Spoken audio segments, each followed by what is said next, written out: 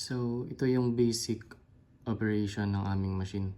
So, ang first ay ito yung screen, which is time, dalawa yung time, and portion.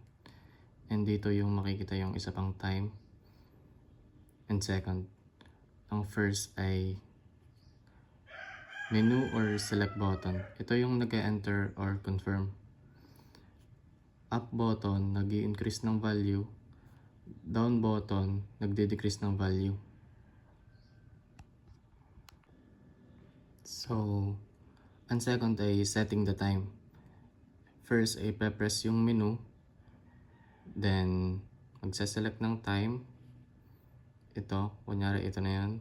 Then, i-adjust using this, yung hour and minute.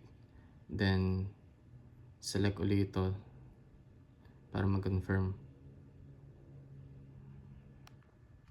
So, setting feeding schedule. First is go to time feeding settings, then select feeding 1 or 2, then set the desired time, then enabled or disable the schedule. So, paano naman mag-set ng portion? First is pupunta sa menu, hanapin yung portion settings, then feeding time, pipindutin ito. Then, adjust mo from portion 1 to 9. Then, confirm settings.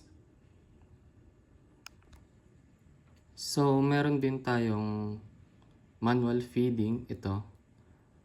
Ito naman ay each press dispenses 1 portion. So, ang portion natin ay 1 to 9 portion.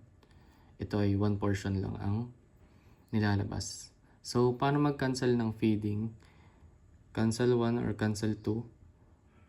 Pag i-cancel mo yung cancel 1, maka-cancel yung feeding time 1. Pag yung cancel 2 naman, feeding time 2. So, pag cancel mo yan, may skip yung feeding schedule.